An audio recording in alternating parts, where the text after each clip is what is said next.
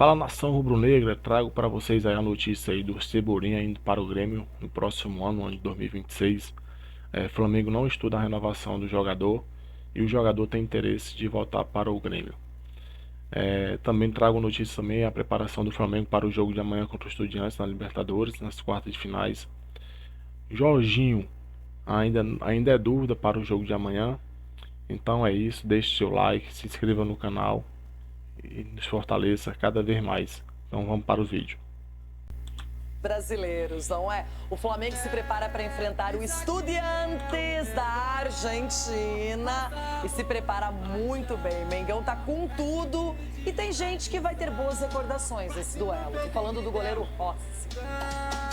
A preparação do Flamengo no Ninho do Urubu segue em ritmo acelerado para uma semana decisiva. O rubro-negro entra em campo nesta quinta-feira no Maracanã contra o Estudiantes, pelo jogo de ida das quartas de final da Libertadores. Eu joguei lá no Estudiantes, sei o que a Libertadores para Estudiantes.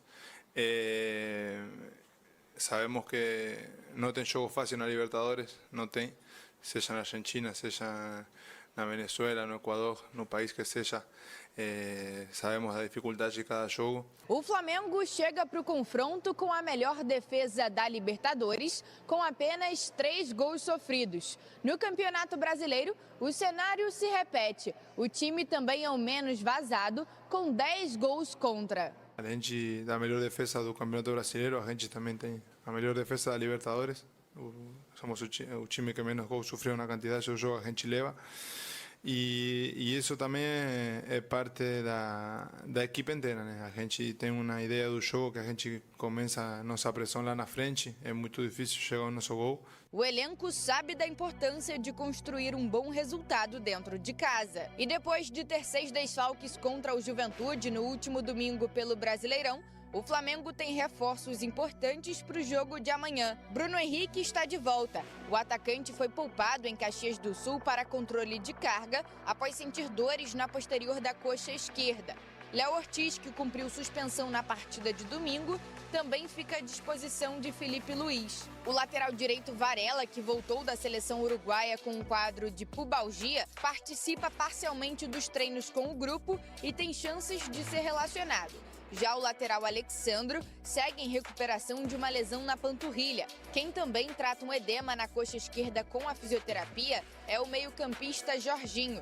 Segundo o clube, o jogador tem evoluído bem, mas sua presença na partida ainda é incerta. Pulgar, por outro lado, deve demorar um pouco mais para retornar aos gramados. O volante sofreu uma lesão no 5º metatarso do pé direito durante a Copa do Mundo de Clubes e precisou passar por cirurgia. A expectativa é que seja entregue à preparação física em cerca de 2 semanas. E além da Libertadores e da Sul-Americana, temos partida atrasada do Campeonato Brasileiro. O jogo é da 12ª rodada. Olá pessoal, mais um vídeo aqui no canal Vene Casagrande com informações do Flamengo e tem clube da Série A que continua de olho em Everton Cebolinha, já pensando em 2026. E quando a gente fala assim, parece até que falta muito. Não, é daqui a alguns meses. Estamos no meio de setembro já, daqui a pouco é dezembro e aí tem a janela de transferência novamente, os clubes vão se movimentar e esse time da Série A quer tirar o Everton Cebolinha do Flamengo. Eu vou querer saber de vocês, torcedores, se vocês querem continuar com o Everton Cebolinha para 2026 ou acham melhor negociá-lo e assim o Flamengo buscar um outro jogador para repor o elenco, porque atualmente o Everton Cebolinha serve para compor o elenco. Ele está longe de ser um dos jogadores mais utilizados pelo técnico Felipe Luiz. Vamos falar também sobre Pulgar, por falar nisso. Quando que o jogador volta? A gente vai trazer essa atualização aí envolvendo o Pulgar. E o Estudiantes tem 2 desfalques extremamente importantes para pegar o Flamengo nessa quinta-feira. A gente vai dizer quais são esses jogadores. E o momento do Estudiantes, ó, é péssimo, tá?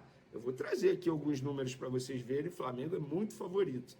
Isso tudo e muito mais no vídeo de agora. Mas antes, gostaria de pedir para você se inscrever no canal, soltar o dedo no like, ativar a notificação e também compartilhar esse vídeo com todos os amigos. E não deixe de hypar o vídeo também. Isso é importante. Galera, antes de trazer esses assuntos aí que eu mencionei no início do vídeo, como nós comemoramos, falamos muito sobre o retorno da torcida Jovem Fla, uma das principais organizadas do Flamengo. Recentemente, eles estavam punidos, não podiam retornar ao estádio, conseguiram a liberação, mas poucos dias após o retorno, a Jovem Fla, uma das principais torcidas organizadas do Flamengo, foi punida novamente, está proibida de frequentar estádios por 2 anos. Notícia do meu parceiro Renan Moura, lá da Rádio Globo. A decisão foi tomada após novos episódios de violência e má conduta na cidade do Rio de Janeiro. Alguns motivos relatados: integrantes da Jovem Fla pularam catracas de trem, danificaram estação e andaram na linha férrea, atrasando o percurso. A PM também relatou pichações. Relatos da PM de membros da organizada surfando ônibus na Cidade de Deus, perdão, galera, e também em Niterói. Brigas também ocorreram na Avenida Brasil.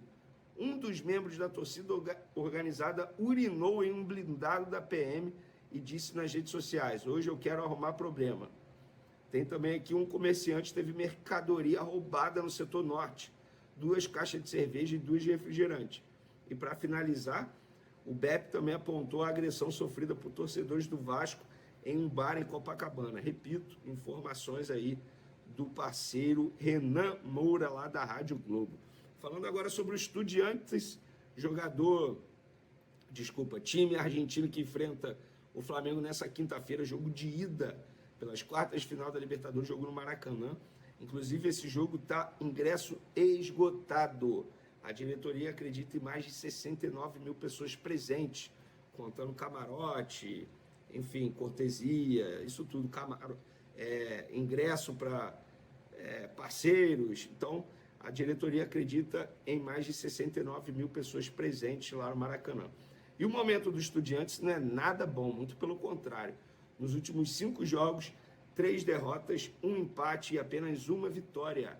O time argentino tomou 7 gols e fez apenas 4. E também tem 2 baixas na equipe argentina para pegar o Flamengo e 2 baixas importantes. O Estudiantes divulgou um boletim médico de jogadores que vão desfalcar a equipe contra o Flamengo. Leandro Gonzalez Pires, ou apenas Gonzalo Pires, que é zagueiro, sofreu uma lesão de grau 3 no tendão da coxa direita. E Eduin Cetré sofreu uma lesão muscular de grau 1 no bíceps distal esquerdo. Nenhum dos jogadores estará disponível para a viagem ao Brasil. Para quem não sabe, o Gonzalo Pires é um zagueiro titular central absoluto. Ele chegou há alguns meses do River Plate. E o Eduin Cetré é um ponta. Ele não é titular, mas é considerado um 12º jogador da equipe do Estudiantes. Eventualmente é titular, e quando não é titular ele entra, ele é acionado durante o jogo e seria um jogador extremamente importante para o contra-ataque, que é a provável postura do Estudiantes no Maracanã. Eu acredito que o Estudiantes está vindo ao Rio de Janeiro para voltar à Argentina vivo, pensando na classificação, porque o Flamengo é muito favorito, gente, é muito favorito. Estamos falando de um Flamengo que não sofre gol. No Campeonato Brasileiro são apenas 10 gols sofridos em 22 jogos. Estamos falando de um Flamengo que é avassalador, que, quando resolve converter as oportunidades criadas, faz o que fez, por exemplo, contra o Vitória, contra outras equipes, contra o Juventude. Enfim, é um time muito bem treinado, um time extremamente maduro. Tanto é que, lá no Twitter, quando eu trouxe essas informações sobre Estudiantes, muito torcedor perguntando: e aí, você fica animado ou fica triste vendo isso? Porque muita gente tem medo da tal flamengada. E eu respondi: atualmente, com o Felipe Luiz, o torcedor do Flamengo tem que ficar animado por conta do momento do adversário. Por que eu falo isso? O Flamengo hoje atingiu um nível de maturidade técnica e tática que eu não vi no Flamengo, sei lá, desde 2019, gente. Para mim, hoje, o Flamengo vive o melhor momento desde 2019. Ou eu estou mentindo? Estou falando em todos os sentidos, tá? Dentro de campo, fora de campo. Mas dentro de campo, primeiro, é o melhor elenco, sem sombra de dúvidas, e contando 2019. Porque esse elenco é melhor do que o elenco de 2019. É um elenco extremamente equilibrado. Antes da janela de transferência, eu falava que o elenco do Palmeiras era mais equilibrado. E são 2 times que investiram pesado. Hoje, o elenco do Flamengo é melhor e é mais equilibrado, pelo menos na minha concepção, tá? Então, acho que o torcedor do Flamengo tem que ficar animado. E sobre o Flamengo, prováveis desfalques, Jorginho e Alexandre, a gente vai saber tudo na atividade dessa tarde, né? Porque vai ser o último treino antes desse duelo. Mas Bruno Henrique e Varela retornam e Alexandre e Jorginho são dúvidas, a gente vai saber. Sobre Pulgar, galera, muita gente me perguntando aí quando o Pulgar volta. A informação que eu tenho é que deve ser só em outubro, tá? Porque ele vai iniciar um processo agora, que é uma fase extremamente importante, com a fisioterapia, enfim, tem todo um protocolo que está sendo cumprido com o Pulgar, então não adianta acelerar o retorno dele, até porque o Saúl está muito bem, obrigado. Então dá uma certa tranquilidade para todos os envolvidos nesse retorno do Pulgar trabalhar de uma maneira bem pragmática, com calma, com paciência, para o jogador voltar 100% e conseguir performar nessa reta final da temporada. Para finalizarmos o nosso vídeo, Grêmio mantém interesse em Everton Cebolinha do Flamengo para 2026. Informação que vem lá da imprensa gaúcha.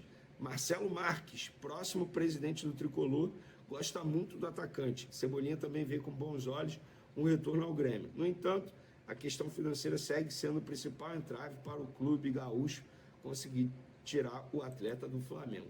Galera, sejamos francos, eu acreditava que o Cebolinha fosse voar no Flamengo. Não voou. Acontece.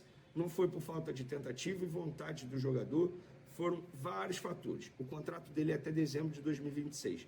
Eu acho o seguinte, chegou o momento de negociá-lo. E quando eu falo isso, é pensando já no início de 2026. Por quê? Ele vai ter apenas 1 ano de contrato.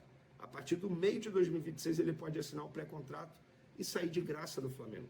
Então, negocia logo, abre uma boa brecha na folha salarial, porque Cebolinha é um jogador que tem um salário alto e está tudo bem.